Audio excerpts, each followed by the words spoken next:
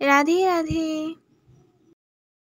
High friends, welcome back to my daily blog channel lifestyle ও মৌদিতা। কেমন আছো তোমরা সবাই? আশা করি সবাই খুব সুস্থ আছো, ভালো আছো। আমরাও খুব ভালো আছি। তো আজকে আমি তোমাদের সাথে শেয়ার করতে চলেছি 42 সাইজের একটি ব্রা কাট ব্লাউজ। তো কিভাবে আমি কাটিংটা করি সেটা আগে আমি একটা পেপারের মধ্যে আমি কেটে নিচ্ছি মাপ দিয়ে, মানে যেই মাপে ব্লাউজটা বানাবো সেই মাপ দিয়েই কেটে নিচ্ছি। তারপরে আমি ব্লাউজের ওপর বসিয়ে কাঁচি দিয়ে কেটে নিলেই আমার কমপ্লিট হয়ে যাবে। তারপর তো স্টিচিং আছে, স্টিচিংটাও তোমাদের সাথে শেয়ার করব। তো এখন তোমাদের সাথে আমি কাটিংটা শেয়ার করছি। এটা হচ্ছে ফ্রন্ট পার্টের কাটিং। ফ্রন্ট পার্টের জন্য আর্মহোলে যে পোর্শনটা তোমরা বুঝতেই পারলে, 1/2 ইঞ্চ কমিয়ে নিয়েছি, মানে ভেতরের দিকে। আর এখানে লেন্থটা দেখো, গলার যে লেন্থটা ওটা হচ্ছে গিয়ে মানে কাঁধের ওই পোর্শনটা ওটা 4 রাখলাম, আর গলার যে লেন্থটা ওটা 7 রাখলাম। তো এইভাবে আমি গলার একটা শেপ দিয়ে দিলাম বক্স বানিয়ে। তো এই রকম শেপটাই থাকবে। তারপর দেখো এখানে আমি 3.5 ইঞ্চে দাগ দিলাম, মানে যেখানে যেখানে যা দাগ দিচ্ছি সবটাই আমি স্ক্রিনে তোমাদের সাথে শেয়ার করে দিচ্ছি। এটা যেহেতু ব্রা কাট ব্লাউজ হবে, তার কারণে কোথায় কত কি মাপ নিচ্ছি সেটা ভালো করে তোমরা দেখে নিও, তোমরা যদি বানাতে চাও। তো একটার পর একটা আমি দাগ নিয়ে এবারে আমি এই দাগগুলোকে একসাথে জয়েন্ট করে দেব এইভাবে। তো এই তো আমার জয়েন্ট করা কমপ্লিট। এটা ডবল ব্রা কাট ব্লাউজ হবে। তো সেই কারণে মাঝখান থেকে এই যে দেখো, ওপর থেকে 10.5-এ দাগ দিলাম, আর এখান থেকে সোজা একটা লাইন ড্র করলাম। আর এরপর মাঝখান থেকে এটা ঠিক আছে নাকি দেখে নিলাম। আর এই সাইডে 0.5, আর ওপরের দিকে আর সেই সাইডে 0.7, আর নিচের দিকে দু সাইডেই 0.5 করে নিয়েছি। নিয়ে এরকম একটা লাইন আমি ড্র করে নিলাম, আর কোনটা কত পার্ট সেটাই আমি দাগ দিয়ে দিলাম। তো এবারে আমি কাটিংটা করব। তো কাটিংটা করার জন্য পুরোটা আগে কাটিং করে নিই, তারপরে একটা একটা পার্ট তোমাদেরকে আমি বুঝিয়ে দিচ্ছি।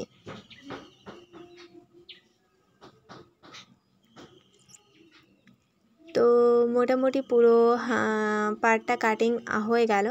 এবারে নিচে 4 নম্বর পার্ট যেটা, সেটাও আমি কেটে ফেললাম। আর উপরের দিকে এই যে গলার যে দাগটা দিয়েছি ওখান থেকে 1/2 ইঞ্চ ছেড়ে আমি কাটবো, কারণ কি ওটাই একদম মেন রেখেছি আর কি, তার কারণে 1/2 ইঞ্চ ছেড়ে দিলাম। এবার 1 নম্বর 2 নম্বর পার্টের কাজ থাকবে, 3 আর 4 নম্বর পার্টের কোনো কাজ নেই। তো 1 নম্বর পার্টটাকে দেখো আমি আবার কাগজের মধ্যে বসিয়ে নিয়েছি, এবং যেই রকম আছে সেই লাইন বরাবরে আমি দাগটা নিয়ে নিচ্ছি, মানে ছাপ যেটাকে বলে সেই ছাপটা নিয়ে নিচ্ছি। এবারে ওপরের দিকে 0.5, এদিকেও 0.5 নিয়ে নিলাম, আর নিচের দিকে 1 ইঞ্চ তো নিয়ে নিচ্ছি। নিয়ে নেওয়ার পর এই সাইডেও 1.2 ইঞ্চ নিয়ে নিলাম। তো নিয়ে নেওয়ার পরে এবার সব লাইনগুলো এক এক করে আমি জুড়ে দেবো এইভাবে। এই লাইনগুলো বাড়াতে হবে তোমাদেরকে, না হলে ব্লাউজ করার পর দেখবে মানে খাপটা যেটা হয় সেটা ছোট হয়ে গেছে বা হচ্ছে না, এরকম সমস্যা হতে পারে। তার কারণে এই যে মাপটা নিয়েছি এই মাপে করে তোমরা কেটে নিও। তো হয়ে গেল। এবার এই যে নিচের যে অংশটা ওটা আমি মাপটা নিয়ে নিলাম, টোটাল আছে 9 ইঞ্চ। তো 9 ইঞ্চ থাকার কারণে আমি এখানে 9 ইঞ্চে দাগ দিয়ে দিলাম এবং লাইন ড্র করে দিলাম একটা। আর এই দিকে বক্সটা যেটা করলাম সেটা হচ্ছে 4 ইঞ্চ। তো এরকমভাবে করে নিলাম। এবার এখানে 1 ইঞ্চ ছেড়ে ছেড়ে একটা দাগ দিয়ে দিলাম, দেখে নাও। আর এইখান থেকে মাঝখান থেকে একটা দাগ দিয়ে দিলাম। এবার এটাকে এরকমভাবে রাউন্ড শেপে মিলিয়ে নেব। আর এটা হচ্ছে আমার 2 নম্বর পার্ট। তো 1 নম্বর পার্ট আর 2 নম্বর পার্ট আমার অলরেডি কাটিং কমপ্লিট, সবটাই হয়ে গেছে। এইবার আসল কাজ সেটা হচ্ছে ব্লাউজের ক্ষেত্রে দেখো আমি লাইলিন আর মেন ফেব্রিক সব কেটে নিয়ে একটার উপর একটা জয়েন্ট করে নিয়েছি। তো এবারে সেলাই করব। আমি এক সাইডটা তোমাদের দেখাচ্ছি, মানে যেই সাইডটা ডান সাইডটা যেটা হবে সেটাই আমি তোমাদের সাথে শেয়ার করছি এখন, মানে আমার ডান সাইডে যেটা ছিল সেই সাইডে আমি এখন পুরোটা তোমাদের সাথে শেয়ার করছি। আর ব্লাউজের সাথে লাইলিনটা অ্যাটাচ করে দিয়েছি অলরেডি, তোমরা নিচে দেখতে পাচ্ছ লাইলিনটা রয়েছে। তো এবার লাইলিনের সাথে ব্লাউজের মেন ফেব্রিকে আমি সেলাইটা করে দিচ্ছি এইভাবে। তো একটার পর একটা আমি এইভাবে সেলাই করে দিলাম। অলমোস্ট আমার সেলাই ডান। তো দেখতেই পেলে তোমরা 4টা পার্ট আমার কমপ্লিট হয়েও গেছে। তো এরপরে আমি কি করি দেখে নাও। এরপরে 1 নম্বর আর 2 নম্বর যে পার্টটা ছিল সেই পার্টটা আমি এবারে জয়েন্ট করব। আর 1 নম্বর পার্টের ওপরে 2 নম্বর পার্টটা রেখে আমি উল্টো দিক থেকে আমি সেলাইটা করে দিচ্ছি। এখানে যেই সেলাইটা তোমরা করেছিলে সেই সেলাই বরাবরই আর একটা সেলাই করে নিও। তো এইভাবে আমি সেলাইটা করে দিচ্ছি। করে দেওয়ার পরে একদম নিচে এক্সট্রা যে অংশগুলো বেরিয়েছিল সেটা আমি কাটিং করে দিলাম, কারণ নিচটাও আমাকে জয়েন্ট করতে হবে সেলাই করে। তো এই তো হয়ে গেছে আমার সেলাই। এবারে দেখো এই পোর্শানটাতে আমি 1 ইঞ্চ নেব।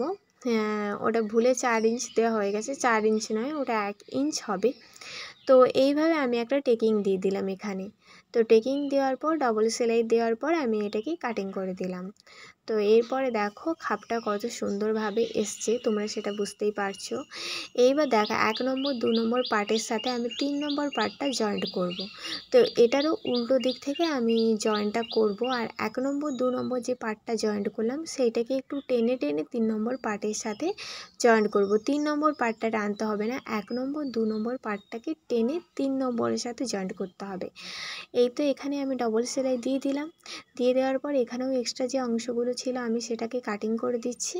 এবার ওই সাইড থেকে আমি আরও একবার সেলাই করে নেব। একদম ধার বরাবর হয়েও গেছে সেলাই। তো এটাকে আমি স্মুথলি হাত দিয়ে আয়রন করে দিলাম। এরপরে দেখো এখানে আমি স্কেল দিয়ে যেহেতু লাইন মানে কাপড়গুলো অসমান আছে আমি সমান করে দিচ্ছি, নাহলে ব্লাউজ বানানোর ক্ষেত্রে অসুবিধা হতে পারে। একদম স্ট্রেট লাইন করে দেবে তোমরা। তো স্ট্রেট লাইন করার পর 4 নম্বর যে পার্টটা আছে সেই পার্টটা পুরো আমি এইটার সঙ্গে জয়েন্ট করে দেবো। লাস্টে যে পার্টটা নিচের দিকে যে বেল্ট অংশটা রয়েছে সেইটাই আমি জয়েন্ট করছি এখন। তো এরপরে এখানে দেখো আমি ডবল সেলাই করলাম এবং নিচ থেকেও একটা সেলাই করলাম, আর এটাকে ঘুরিয়ে ওপর থেকে একটা চাপ সেলাই দিয়ে দিলাম।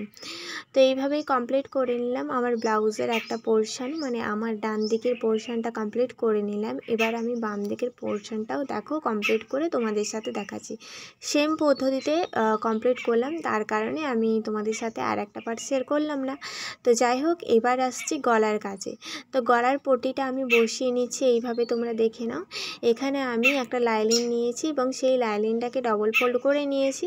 করে নেওয়ার পর গলার যেখান থেকে আমি সেলাইটা করেছি সেই সেলাইয়ের উপর থেকেই আমি এই যে গলার পট্টিটা বসিয়ে নিচ্ছি। একইভাবে সেম সেলাই করে গলার পট্টিটা বসিয়ে নিয়েছি। এবার এক্সট্রা যে কাপড়গুলো রয়েছে ওগুলোকে আমি কাটিং করে দিচ্ছি আর ছোট ছোট করে কাট লাগিয়ে দিচ্ছি, যাতে ফিনিশিংটা খুব সুন্দরভাবে আসে।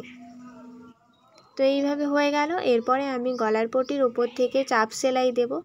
তো এইভাবে আমি চাপ সেলাই দিয়ে দিচ্ছি। চাপ সেলাই দেওয়ার পরে দেখো আমি এটাকে উল্টো দিকে ঘুরিয়ে দিলাম এবং উপর থেকে আমি আরেকটা সেলাই করে দিচ্ছি। তো গলার পট্টি বসানো খুব সিম্পল একটা ব্যাপার, তোমরা সহজেই করতে পারবে আশা করি। তো চলো, এরপরে আমি এখানে পাইপিং বসাবো। যে পাইপিংটা আমি নিজে বানাইনি, এটা দোকান থেকেই কিনে এনেছি, পাইপিং সহ যেটা থাকে আর কি। এই ব্লাউজের কালারটা যেহেতু তোমরা দেখতে পাচ্ছ হালকা সবুজ কালারের, মানে কলা পাতার যে কালারটা হয় সেই কালারের, তার কারণে আর ব্লাউজের যে মানে ডিজাইনটা ছিল সেটাও ছিল সিলভার কালারের, তার কারণে আমি ভাবলাম যে সিলভার কালারের পাইপিংটা দেওয়াই যাক। তো সেই কারণেই সিলভার কালারের পাইপিংটা আগে বসিয়ে দিলাম। তো তারপরে আমি কি করছি দেখো, তারপরে আমি এই যে হুক বসানোর যে ঘরটা, মানে হুকের যে ঘর হবে সেই ঘরটা আমি করে নিচ্ছি। তো এই ঘরটা তো এমনিতেও একটু বড় রাখতে হয়, এক্সট্রা বেরিয়ে থাকবে। তো সেই কারণে কিভাবে করছি তোমরা একটু ভালো করে নোটিস করে নাও। তো আগে আমি ওপরের দিকটা সমান করে সেলাইটা করে নিচ্ছি আর এক্সট্রা কাপড়টা কেটে দিলাম। তো এরপরে সাইডের কাজটা করছি, এটাকে একটু মুড়ে তারপরে এর সাথে জয়েন্ট করে এবারে আমি সেলাই করে দেবো পুরোটা। তো এক্সট্রা অনেকটাই বেরিয়ে আছে, তোমরা সেটা দেখতেই পাচ্ছ আশা করছি। তো এইভাবেই আমি হুক বসানো হুকের যে ঘরটা হবে সেই ঘরটা আমি কমপ্লিট করে নিলাম। তো আর উপরের দিকটাও একটু সেলাই করে দিলাম। তো এইভাবে আমি ধার বরাবর একটা সেলাই দিয়ে দিলে আমার পুরো হুকের ঘরটা কমপ্লিট হয়ে যাবে। তো এরপরে দেখো আমি কোমর পটিটা বসিয়ে নিচ্ছি। কোমর পটি বসানোর কি আর বলবো, প্রত্যেকটা ভিডিওটাই তো কোমর পটি বসানো তোমাদের সাথে বলেছি এবং শেয়ারও করেছি, সেই কারণে কোমর পটিটা এইভাবে আমি বসিয়ে নিচ্ছি, তোমরা দেখে নাও। আর যাই হোক, লাস্ট পর্যন্ত ভিডিওটা দেখার অনুরোধ তোমাদের সবাইকে রইল। আর লাস্টে আমি ব্লাউজের পুরো ফাইনাল লুকটা শেয়ার করব, মানে ফ্রন্ট নেকটা কীভাবে আমি রেডি করলাম। তো আজকে যারা যারা আমার চ্যানেলে নতুনভাবে এসেছো বা আমার ভিডিও নতুনভাবে দেখছো তাদের সবাইকে রিকোয়েস্ট রইলো আমার চ্যানেলটা অবশ্যই কিন্তু সাবস্ক্রাইব করে রেখো। আর ব্লাউজের ডিজাইনটা ভিডিওটা যদি তোমাদের ভালো লাগে ছোট করে একটি লাইক করে দিও, কমেন্টও করে জানিও কেমন লাগলো। আর অবশ্যই কিন্তু আমার ফেসবুক পেজ থেকে যারা যারা দেখছো ফেসবুক পেজটা ফলো করে রেখো। তো চলো, এই তো আমার ব্লাউজের ফ্রন্ট পার্টটা কমপ্লিট হয়েও গেছে আর ব্লাউজটা অলমোস্ট রেডি হয়ে গেছে আমার। তো ফ্রন্ট পার্টটা আজকে আমি তোমাদের সাথে শেয়ার করছি। এটা হচ্ছে ব্লাউজের ফার্স্ট পার্ট। এরপর সেকেন্ড পার্ট আসবে যেখানে আমি ব্যাক পার্টটা তোমাদের সাথে শেয়ার করব।